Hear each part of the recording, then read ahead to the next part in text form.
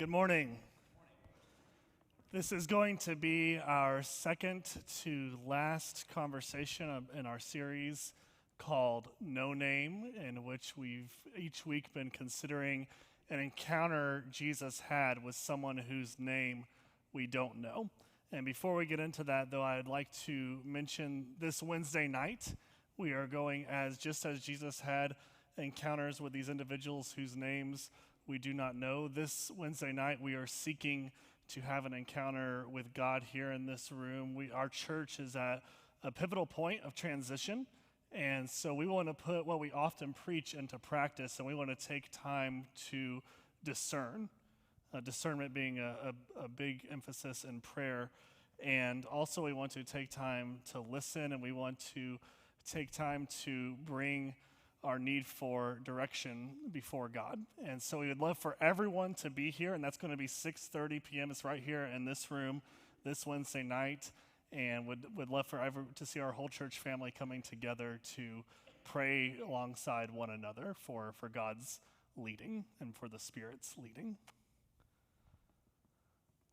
I'd like for you to take a moment to think about a place you would love to see, a city or an area, some region of the world that you would love to see in your lifetime, but you haven't gotten to visit yet.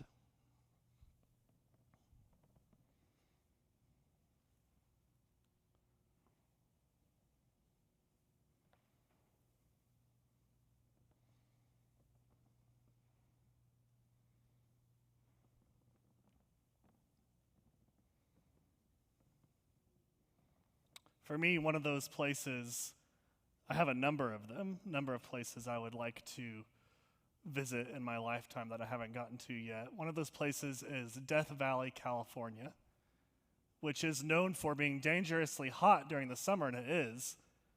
But if you look at the month-by-month average temperature, January and December and January are great times to go. Wonderful weather, and one of the reasons I'm drawn to it is because my 7-year-old Carter loves things to do with the solar system, and Death Valley is known for great stargazing.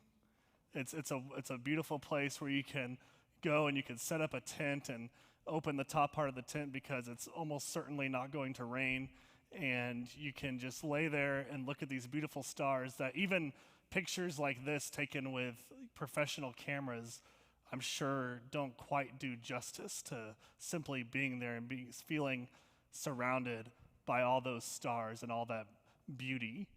And also the appeal of just the beauty in the death of Death Valley itself has great allure to me. A second place I would love to go that I haven't been able to get to yet is a place called Tofino, British Columbia, and it's on Canada's west coast on Vancouver Island. And it's one of the handful of places in the world. There's only a small handful, I believe around 7 places in the world where rainforest leads right up to coastline. And so you could be taking a hike through the rainforest and come right up to the coast. The weather is always temperate in Tofino no matter the time of year. And I've read, when I've done reading about this place often, there's never mosquitoes. There's never a season in Tofino that has mosquitoes, and so that's reason alone to go. The wildlife, even though you don't have mosquitoes, you do have some cool wildlife. You can go on a boat, and you can see orca whales like in the picture there. You can see gray whales. You can see humpback whales. You might even see from the boat, if you're lucky, you might see a bear along the edge of the coastline there. And a beautiful place. People go in the winter just to storm watch. Beautiful place. Does anyone happen to recognize this family in the picture from the news? It's been a handful of months. This is a family who has been in the national news through multiple outlets because 3 of those 4 children that you see in the picture have a rare genetic disorder that is going to cause them to lose their vision as they get older into their childhood. And so the family has met with several specialists, and one of the things that one specialist advised was that they put normal life on hold to the point that they can for a season and travel the world. And so this family has been traveling the world. And what this person advised them was that they need to fill these children's memories with vivid visual memories. And so it's touching to go online and look for their story and look at all the places they've been and think about these precious children taking in these precious moments, and how for the rest of their lives, at least what it seems like right now, they're not always going to have this gift that so many of us take for granted, this gift of vision. And so how they're providing experiences for their children right now. The reason I bring that up, the story of this family, is that the person who Jesus is going to be interacting with today is a person whose story, the details, we can, as readers, just blow past really quickly. Maybe too quickly, the details. But I want us to have some emotional appreciation of what this person has been through. And so, John chapter 9, if you're a person who likes to look along, you can go to John chapter 9. And what we find in John chapter 9 is that Jesus is in a place with the Pharisees, the religious leaders of the day, where they are so angry with Jesus at this point that at the end of what we have in chapter 8 is Jesus saying something that offended them deeply, and they've tried to kill Jesus. And he has slipped away from them. And so in John chapter 9, that's when Jesus is going along, and he meets a man born blind. A man who, unlike the children in this family, who are gathering visual memories to keep, this man has never had visual memories at all. And his disciples, Jesus' disciples, ask him a question that we're going to get to in a moment. We're going to come back to. But for the bulk of this message, we're only going to focus on three aspects of this story, and it's really in the first couple verses that we're going to focus on. But first, let's talk about the rest of the encounter, and then we're going to come back to the question that the disciples ask. And so Jesus is walking along. He comes across a man born blind, and the disciples ask a question we'll come back to. But what Jesus does in response to seeing this man who has never had any vision is using his own saliva and the dirt. Jesus makes something like mud and places the mud over the eyes of the individual. And the man is not healed right away. This is one of those instances where Jesus says, go, before the healing actually takes place. So Jesus covers the man's eyes with blood, and he says, go and wash in the pool of Siloam, which means sent. And so Jesus is not around when the man receives vision. John tells us that he does what Jesus says, he goes and washes, and that he goes home that night being able to see. He has the gift of vision that he's never had before. And so then his neighbors start talking, and they're in disbelief. And some of them are arguing. Some are saying, this is the man who we've seen all of his life.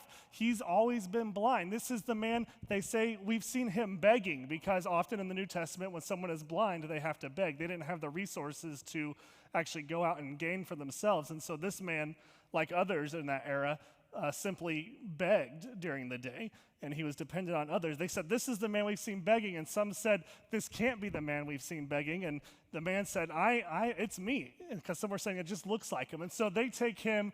You can read this as like all happening that day, but I think it happened over the course of several days.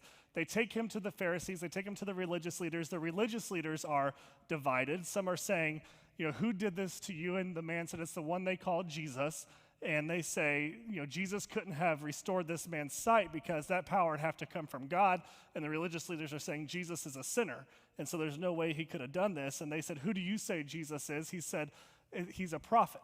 And so then a few days later probably, they call the man back again and his parents, and they ask his parents, is this your son who was born blind? And they say, this is him. This is the one who was born blind. And they say, what do you think happened? And the parents are afraid to say what they think happened. And they said, why don't you ask him? He's of age. He can speak for himself. John tells us the reason they answer this way is because the religious leaders were kicking anyone out of the synagogue who professed that Jesus was the Messiah, that Jesus was the Christ. And so they go back, they talking to the man, and they get into a heated back and forth. The Pharisees and the man who had been previously blind. And he becomes very bold with them, and that angers the Pharisees. And they end the conversation like this before kicking him out of the synagogue. They say, why should you lecture us? Why should we listen to you? You were born into sin. Just like what they're saying, some people are born into royalty, some people are born into wealth, some people are born into poverty. They're saying to this man, you have been in sin since birth. And then they kick him out of the synagogue, so essentially kicking him out of the faith community. And their words, you have been born in sin, takes us back to this question. So back to the beginning of the story now. Jesus is coming along, walking along, and they see the man who is born blind, and the disciples ask him this question. They say, Jesus, who sinned, this man or his parents, that he should be born blind? And notice what they're not asking.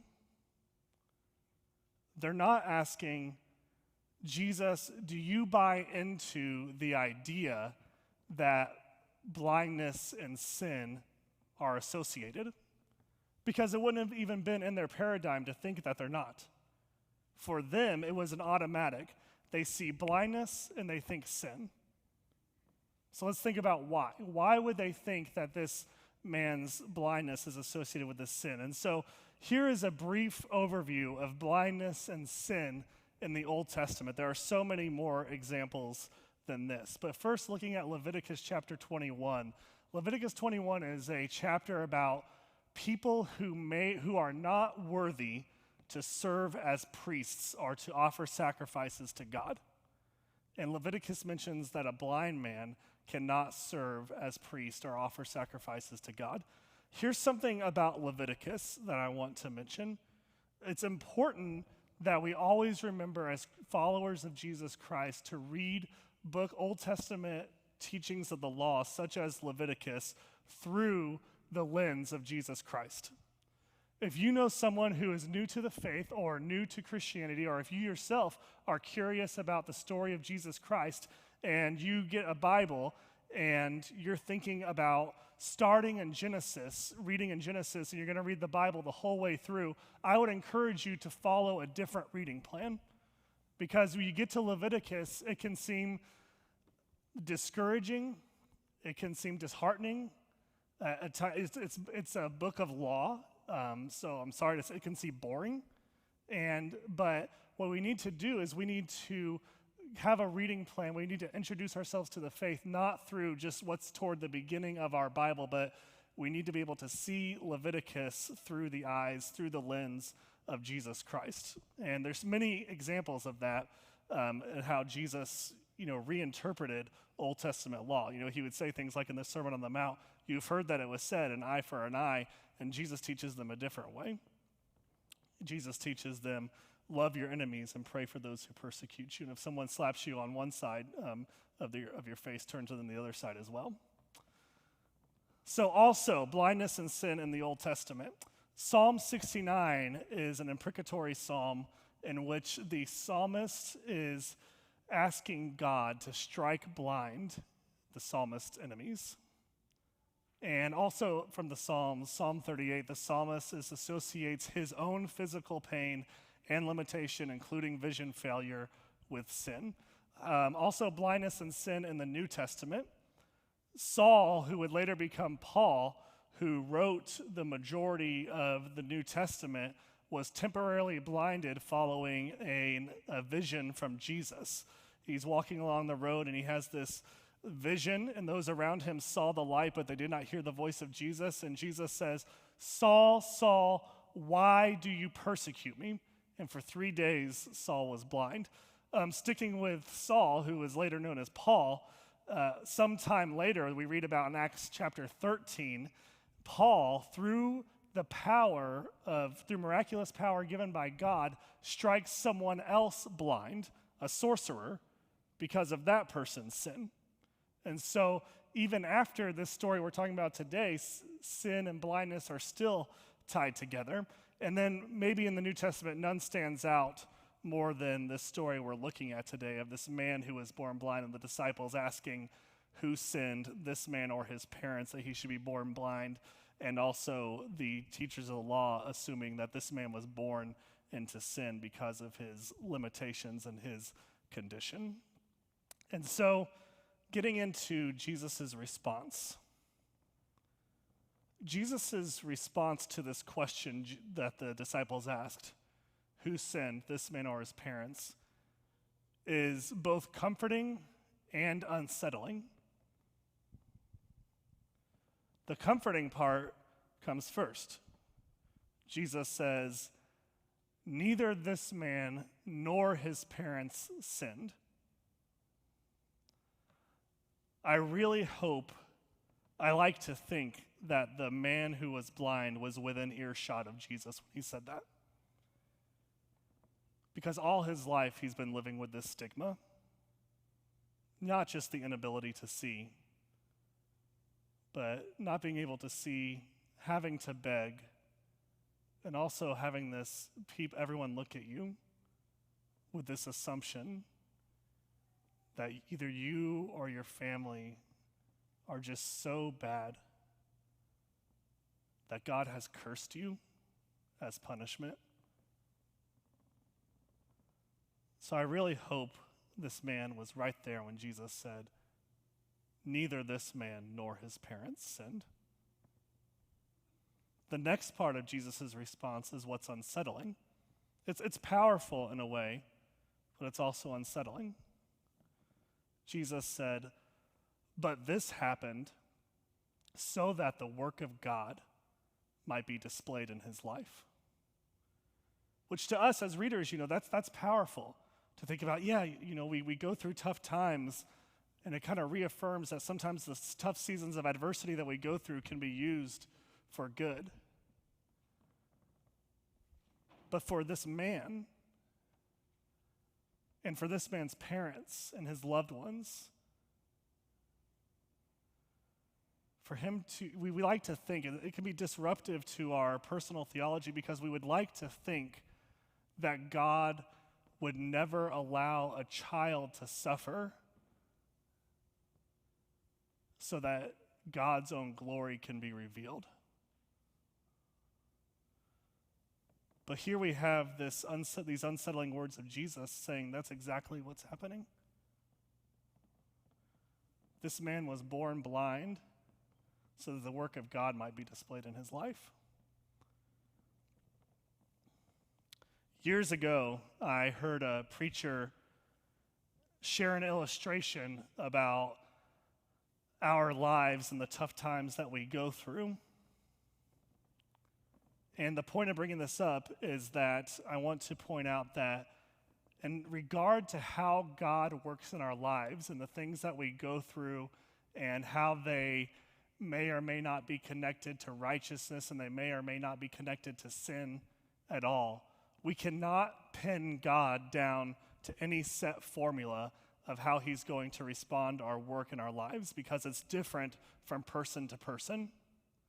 And so the illustration that my friend shared was that our lives can sometimes be like orange juice, where there's often a label that says, shake well before using, or I think this one says, shake well before serving.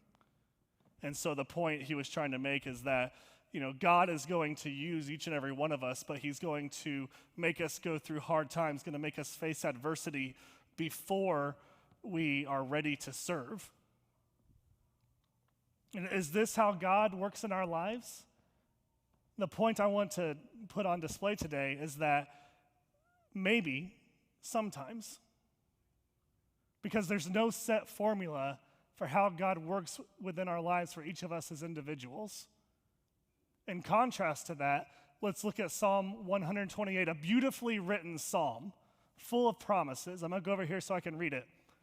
And I want you to count along with me the number of promises in this psalm. So this psalm says, "Blessed are all who fear the Lord, who walk in obedience to him." Here comes promise number 1. You will eat the fruit of your labor, so you will be employed, and you will be gainfully employed. It says, blessings and prosperity will be yours. And so there's 2 promises. Your wife, promise number 3, you're going to be married. Your wife will be like a fruitful vine within your house. Your children, promise number 4, you're going to have children. Your children will be like olive shoots around your table. I interpret that as promise number 5, they're going to be good, productive kids. Yes, this will be the blessing for the man who fears the Lord. May the Lord bless you from Zion. May you see the prosperity of Jerusalem all the days of your life. Promise number 6 or 7 coming up here. May you live to see your children's children. You're going to have grandchildren, and you're going to be alive when your grandchildren are alive. So a lot of promises there. So is this how God works in our lives? Maybe, sometimes. Or is it like this ominous conversation that after the resurrection, Jesus and Peter have? And if we look at in John chapter 21, if we look at the headline of the section in many of our Bibles, it says, Jesus reinstates Peter, which we can read those words and think, oh, happy day for Peter. But it's not, really. It's very ominous. And so if you remember, while Jesus was being arrested and in the process of right before the crucifixion, as Jesus predicted, Peter denied Jesus 3 times, denied knowing Jesus. And so now, in this conversation after the resurrections, 3 times, Jesus asks Peter, do you love me? And Peter was hurt the 3rd time that Jesus asked, probably because it made him think about the 3 times that he denied Jesus.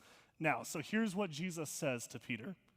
He says, when you were young, you dressed yourself and went where you wanted. When you are old, you will stretch out your arms, and someone else will lead you where you do not want to go. Many of us know from extra biblical sources that are thought to be quite reliable by biblical scholars how Peter died. And John, right there, after he says what I just quoted, he says, someone else will address you and lead you where you do not want to go. In case we didn't catch on, John says, Jesus said this to indicate the type of death by which Peter would glorify God. So Jesus, who just had this conversation about love with Peter, indicates that he's going to, yes, live a life of service to God, but it's going to end with him stretching out his arms and going where he does not want to go in that type of death. Is this how following Jesus is? Maybe, sometimes. And Peter looks to John in that same conversation with Jesus. John is nearby, and naturally, like if Jesus had told one of us, you're going to die this horrifically painful death, Peter looks to John and says, what about him? Jesus says about John, he says, if I want John to go on living forever, what is that to you? He says to Peter, you must follow me. Maybe that's how it goes sometimes. Or we have this psalm, Psalm 121, a promise of protection. The Lord will not let your foot slip. He who watches over you will not slumber. Indeed, he who watches over Israel will not slumber nor sleep. The Lord watches over you. The Lord is your shade at your right hand. The sun will not harm you by day, nor the moon by night. The Lord will keep you from all harm. He will watch over your life. The Lord will watch over your coming and going, both now and forevermore. Is this what it's like to follow God, to be faithful to God, to follow Jesus? Maybe for some of us in some parts of our lives. But I have a note on there, just like with Leviticus, like we were talking about earlier, with these Psalms of promise, which are beautiful, and I don't mean to downplay them at all. I love these Psalms. But it's so important as followers of Jesus Christ that we read these Psalms through the lens of Jesus Christ, who had that conversation with Peter earlier, who said to Jesus, or to Ananias, about going to talk to Saul, who we were talking about earlier when Saul was struck blind. And what he said about Saul, Ananias was having hesitation, trying to convince Jesus it wasn't good for Ananias to go talk to Saul because Saul was so dangerous to Christians. Saul had just approved the stoning of the first Christian martyr, and everyone came and laid robes at Saul's feet. So Saul's a dangerous guy at this point. And Jesus said, "Go, Ananias. Saul, is my chosen instrument to take my word to Jerusalem and beyond." And he says this, Jesus says, "I will show him," being Saul, "how much he must suffer for my name." And we don't have time to right now, but if you want a little homework, go to 2 Corinthians chapter 11 and read Paul's list of sufferings, the one where he starts out by saying, "I've been in prison more frequently, been flogged more severely, been exposed to death again and again," how he's gone hungry, how he's been without shelter, how he's been shipwrecked, how he's been flogged, how he's been stoned. And the homework is to read through those and ask yourself, when would you have said, "I quit"? Because for me, it's always very close to the top of the list. So I will show him how much he must suffer for my name. Is this what following Jesus is like? Maybe, sometimes. Or Paul praying in 2 Corinthians for what he described, for God to remove what he describes as a thorn in the flesh, and not just a thorn in the flesh, a messenger from Satan sent to torment him. Those are the words of Paul. And so you would think that there would be good reason for God, who Paul is appealing to want to remove whatever this thing is too, because it's from evil, it's from Satan. And he says, 3 times I pleaded with the Lord to take it away from me, but Jesus appeared in a vision and said, "My grace is sufficient for you, for my power is made perfect in weakness." And so it wasn't a yes and it wasn't a no. God's response, it was my grace is sufficient for you. Is this what our prayer life is like? Sometimes, because there's also other times in Paul's life where God answered Paul's prayers in miraculous ways. And so what I want us to leave with today as I wrap this message up is thinking about the man who was born without sight and how Jesus said, this happened so that the work of God might be displayed in his life. Is this fair? The fairness of God and of Jesus is a very complicated question that could be debated for the rest of our lives. But what I want us to do as we meditate on this last scripture from Paul, who we just talked about the list of sufferings he went through, is I want us to be able to hold in tension the question of God's fairness with that of Jesus' faithfulness. Is Jesus fair? Hard to say. I mean, it depends on whose perspective you're looking at. The people Jesus encountered from town to town, some of the people were healed and some were left in those towns when Jesus left and they weren't healed. But because it wasn't Jesus' purpose to heal everyone. So maybe some people would say, no, Jesus isn't fair. Is Jesus faithful? Yes, absolutely. Was Jesus faithful in the Garden of Gethsemane when he fell with his face to the ground and there was the tears and the blood and he prayed to God? He said, God, if it is possible, let this cup pass from me, meaning the crucifixion.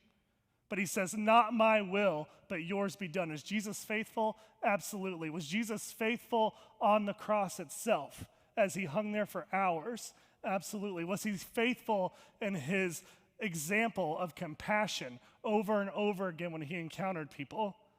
Absolutely. So when we think about whether or not God is fair, let's try to turn in our minds to the example of Christ's faithfulness. And here's Paul talking to the believers in Rome in a passage that is about suffering itself. And Paul, who has suffered more than I will ever dream of suffering for the name of Christ, Paul says this, and this will be our ending reflection for this message. He says, "For I am convinced that neither death nor life, not angels or demons, not the present or the future, nor any powers, neither height nor depth, nor anything else in all creation will be able to separate us from a love of God that is in Christ Jesus our Lord." Jesus is faithful.